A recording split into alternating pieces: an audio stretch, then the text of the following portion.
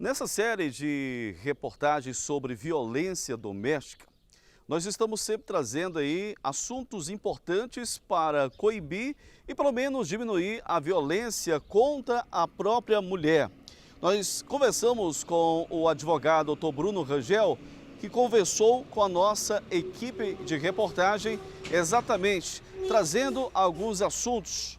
O que é violência doméstica? O que pode caracterizar também o que está acontecendo nas leis Maria da Penha, a violência doméstica? Nós conversamos com o advogado Dr. Bruno Rangel e ele traz detalhes e informações importantes, principalmente nesse mês de agosto, que é comemorado o mês Agosto Lilás, a violência contra a mulher. Acompanhe.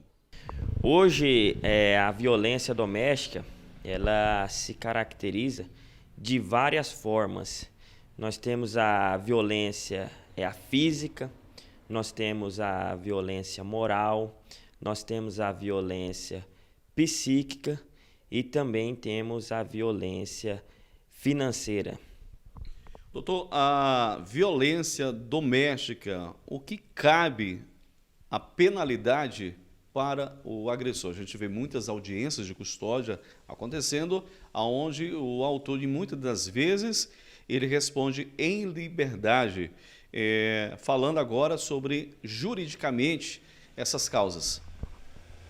Então, a violência doméstica, ela tem suas implicações, sendo a mais severa a prisão. Mas como você abordou que tem pessoas que respondem em liberdade, porque a gente trata que a prisão ela é a última ratio. Então, em último caso, a gente decreta, o judiciário, na verdade, decreta a prisão para resguardar a integridade física, moral, psíquica da vítima.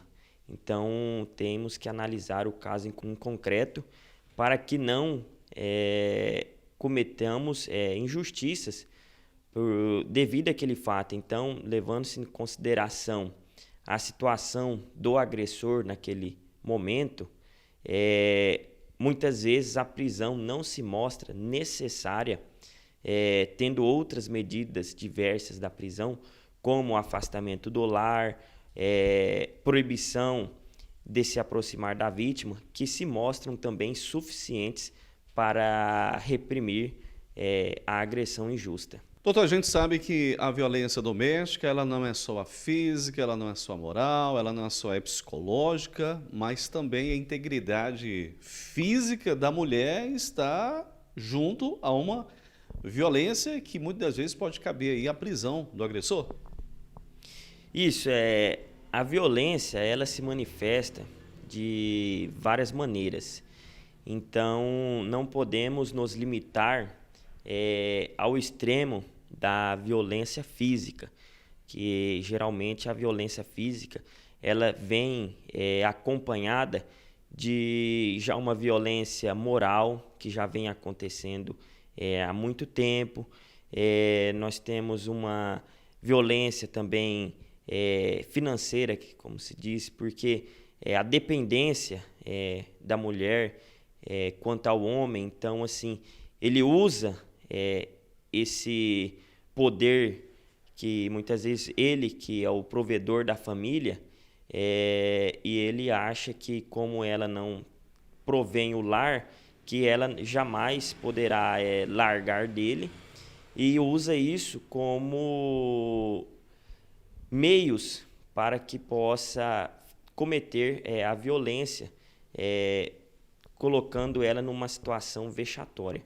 Então, é muito importante analisar todos os sinais, não somente a violência física, mas a moral. Então, o agressor ele tenta justificar sua agressão colocando a culpa na mulher. Então, esteja atenta a todos os sinais e, ao mais brando, ao mais simples, já faça a denúncia para que não se caminhe para fatos mais graves que possa colocar em risco até mesmo a sua própria integridade física. A violência pode ser uma violência doméstica, onde aquela que se enquadra no ambiente doméstico, onde a mulher reside junto com outras pessoas, não necessariamente familiares, e a violência familiar, que aí sim, a vítima, que seria a mulher, ela reside naquele ambiente junto com familiares. Pode ser por vínculos sanguíneos ou vínculos de amizade, mas é considerado família. Então, a violência doméstica é isso, e a violência familiar é outra. E existe também o tipo de violência por relações íntimas de afeto, que é aquela que envolve os namorados, né? Que não é nem doméstica, eles não moram junto, não é familiar, porque não são famílias, mas por vínculos de afeto, que é o caso dos namorados. Doutor, a mulher sendo aí vitimada sob a violência doméstica, é importante ela representar e fazer a sua denúncia, né? É muito importante, desde o primeiro momento, desde a primeira agressão que acontecer, a mulher procurar a delegacia e registrar aquele fato.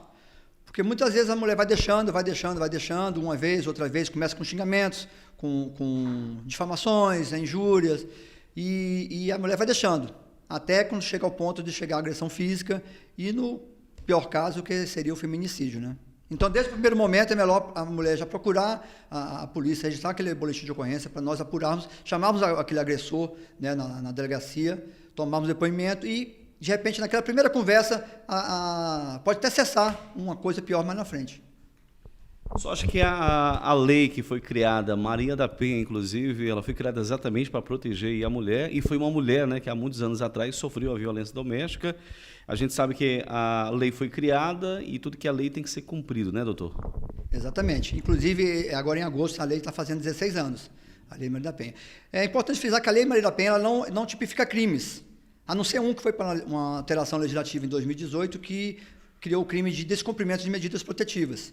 Mas a Lei Maria da Penha não tem crimes envolvidos nela, só situações que, identificando quais tipos de violência que são acarretados, quais os tipos de relacionamentos, de envolvimento da sociedade civil, junto com o judiciário, com a polícia atua em situações disso, mas não tem tipificações penais na Lei Maria da Penha.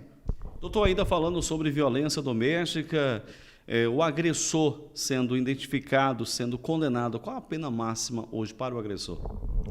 Como eu havia falado, assim, existem vários tipos de crimes. Desde o primeiro, uma lesão corporal leve, não seria um caso de empurrão, que a mulher cai, os crimes contra a honra, injúria, difamação, que são penas baixas também, mas até o máximo que seria o feminicídio, né, que é a pena maior que nós temos hoje no nosso ordenamento jurídico, que são 30 anos de prisão.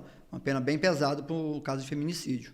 Doutor, a gente vê também as grandes campanhas que têm sido grandes aliados para a mulher. São as campanhas ilustrativas, inclusive, do Ministério da Justiça para evitar, diminuir e proteger e também encorajar a mulher que muitas das vezes, doutor, ela recebe represárias, né, do próprio agressor e fica com medo de realizar aí a representação. Essas campanhas também são importantes, né, doutor?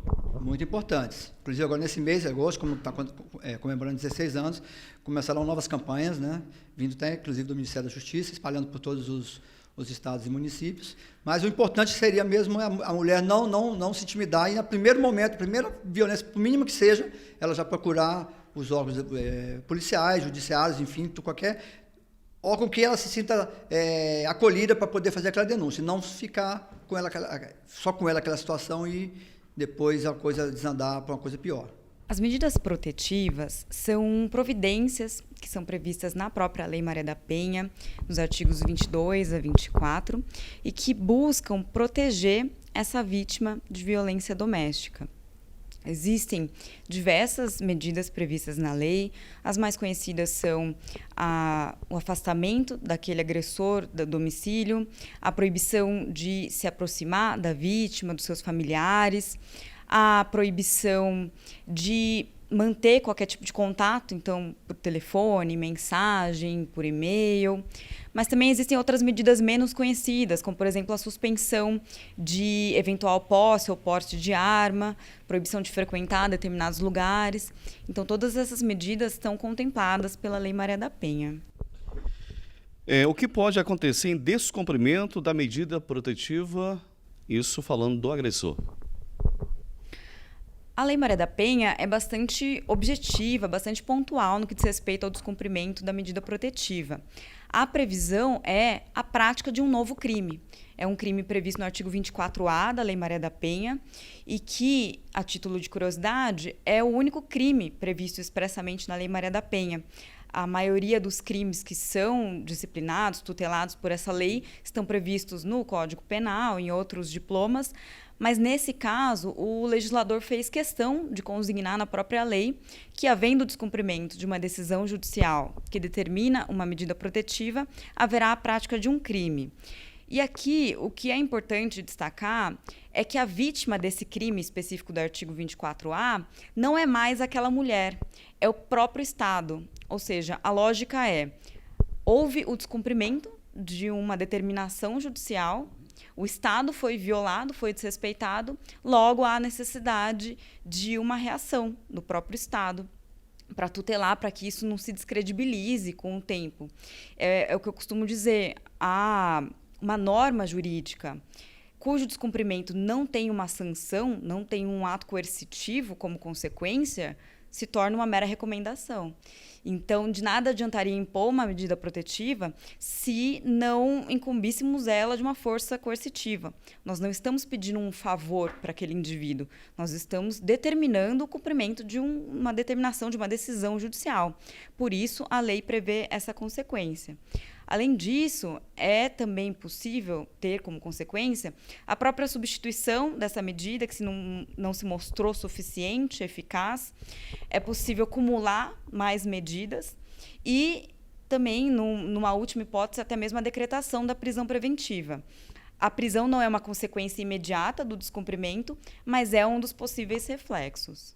Senhora Excelentíssima, o que pode ser feito para ter mais vigor na prevenção da violência doméstica, assim, garantindo a integridade física e moral da mulher?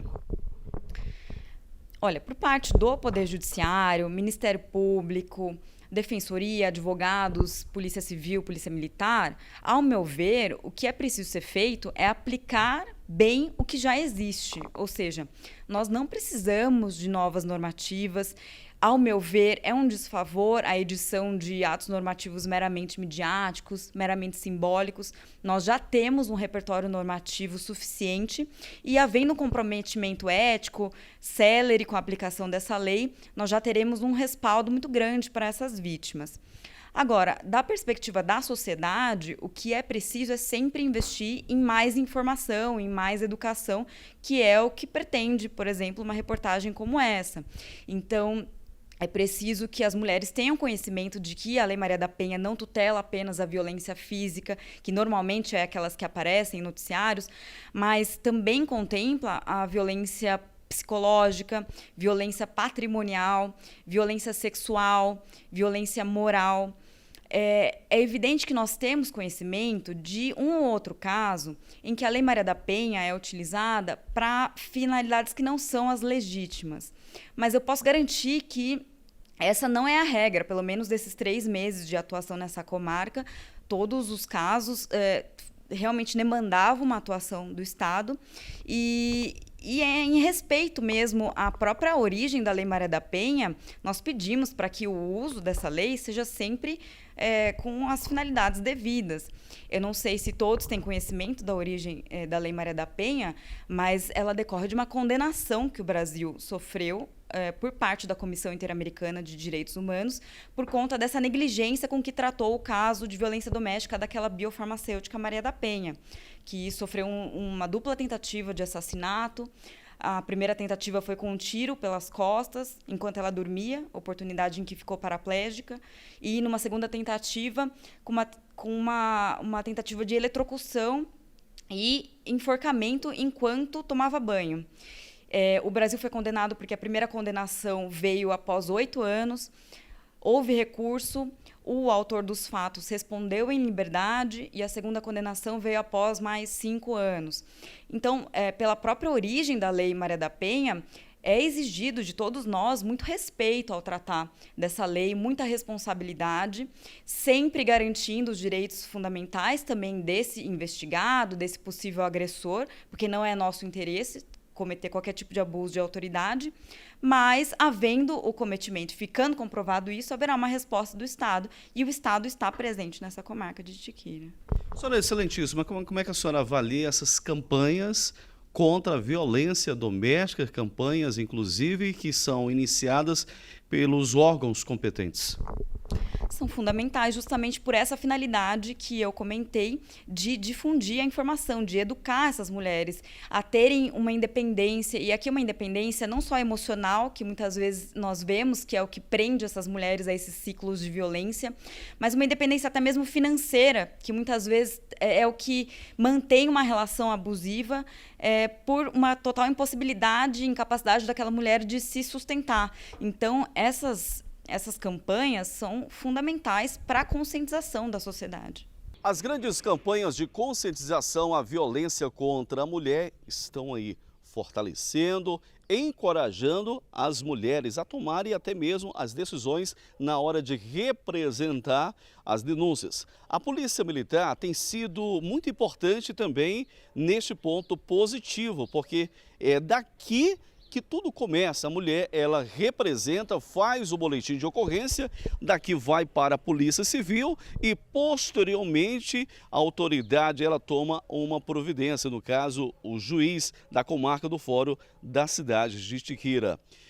Agosto Lilás, conscientização, o que fazer, como fazer. As campanhas estão aí para fortalecer este assunto, que é bastante importante, sempre protegendo e garantindo a moral física da mulher.